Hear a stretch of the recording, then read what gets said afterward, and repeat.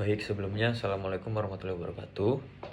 Perkenalkan, nama saya Benzi Prasetyo dengan NIM 2023 101103 11106.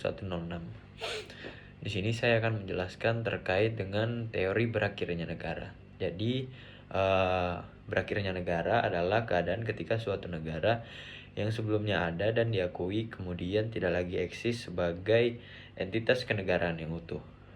Jadi dalam literatur berakhirnya negara tidak selalu berarti hilang total.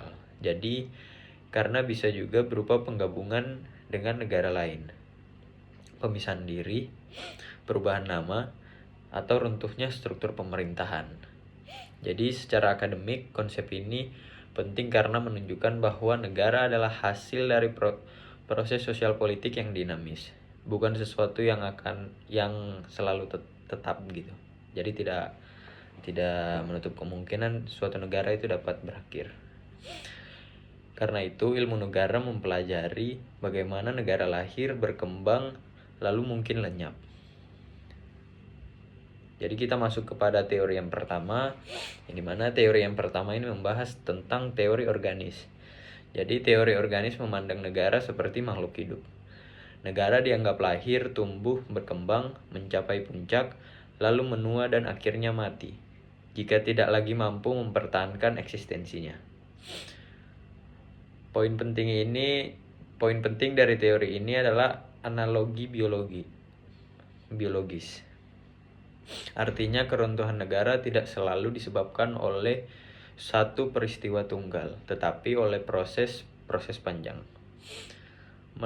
Seperti melemahnya institusi, berkurangnya daya tahan politik, dan hilangnya kemampuan negara dalam menjawab kebutuhan daripada masyarakatnya. Jadi dalam kerangka ini, kematian negara sering dikaitkan dengan menurunnya legitimasi dan relevansi negara di mata rakyat. Jadi ketika negara tidak lagi menjalankan fungsi-fungsi dasarnya, ia dianggap memasuki fase kemunduran yang mengarahkan negara tersebut pada kelenyapan. Yang kedua ada teori anarkis, yang dimana teori anarkis ini berangkat dari penolakan terhadap negara sebagai alat pemaksaan, yang dimana para penganut teori ini percaya bahwa pada akhirnya masyarakat dapat hidup tanpa pemerintahan, tanpa paksaan, dan tanpa struktur negara satupun.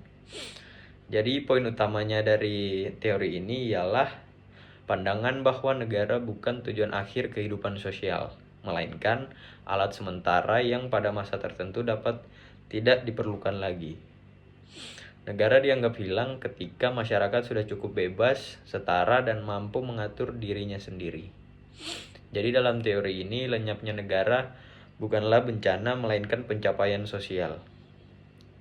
Jadi negara digantikan oleh tatanan masyarakat yang lebih otonom, damai, dan bebas dari dominasi kekuasaan. Teori yang ketiga ada teori Marxis, yang dimana teori Marxis ini memandang negara sebagai alat dominasi kelas. Negara muncul karena ada pertentangan kelas, lalu digunakan oleh kelas yang berkuasa untuk mempertahankan kepentingannya. Jadi poin penting dalam teori ini ialah bahwa negara akan berakhir jika masyarakat tanpa kelas telah tercapai. Jika tidak ada lagi penindasan dan stratifikasi sosial, maka alat pemaksa bernama negara tidak lagi dibutuhkan. Dengan kata lain, lenyapnya negara dalam perspektif Marxis bukan sekedar hanya runtuhnya pemerintahan, tetapi hilangnya basis sosial yang menopang negara itu sendiri. Negara menghilang ketika fungsi penindasan dan penguasa kelas sudah tidak relevan. Teori yang selanjutnya adalah teori mati tuanya negara. Jadi teori mati tuanya negara ini menjelaskan bahwa negara bisa lenyap seperti organisme yang menua. Negara tidak hancur secara langsung, tetapi kehilangan daya hidupnya karena tidak lagi memenuhi syarat-syarat eksistensi secara efektif. Jadi poin penting dari teori ini adalah keusangan. Negara dianggap berakhir ketika tidak lagi mampu mengikuti perubahan zaman, tidak mampu merespon kebutuhan rakyat, atau kehilangan struktur pemerintahan yang efektif. Jadi teori ini sering dipahami bersama gagasan bahwa suatu negara akan hilang jika unsur-unsur pokok tidak lagi terpenuhi, terutama pemerintahan yang efektif dan pemerintahan yang efektif. Jika pemerintahan runtuh dan tidak lagi kontrol atas wilayah Jika pemerintahan runtuh dan tidak ada lagi kontrol atas wilayah serta penduduk, maka negara dianggap selesai. Jadi faktor-faktor penyebab negara dapat berakhir secara umum ada terbagi menjadi dua kategori besar penyebab berakhirnya negara. Yang pertama ada faktor alam dan faktor sosial.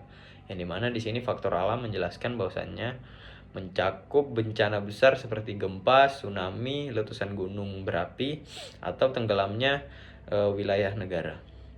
Yang selanjutnya, faktor yang kedua ialah faktor sosial, yang dimana di sini mencakup perang, revolusi, pemberontakan, penaklukan, perjanjian internasional, pemisahan diri, atau penggabungan dengan negara lain. Jadi, faktor alam biasanya menghancurkan wilayah atau tempat hidup negara, sedangkan faktor sosial menghancurkan tatanan politik dan hukum yang menopang negara. Dalam bentuk kasus, faktor sosial justru lebih sering menjadi penyebab utama dalam sejarah modern. Selanjutnya, bentuk daripada berakhirnya negara.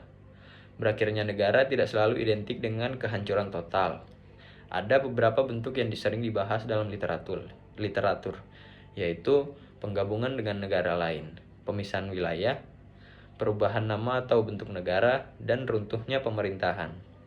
Inti pentingnya, karena secara hukum dan politik, akhir negara bisa berarti berpindah status. Misalnya, sebuah entitas politik lama berhenti ada, tetapi unsur penduduk, wilayah, atau pemerintahan diteruskan dalam bentuk negara baru.